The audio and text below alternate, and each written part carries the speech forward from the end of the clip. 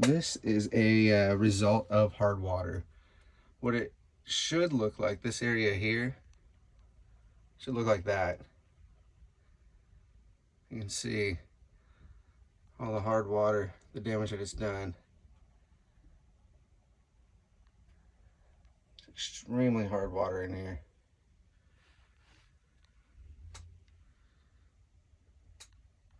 That's our cold side, and there's our hot side.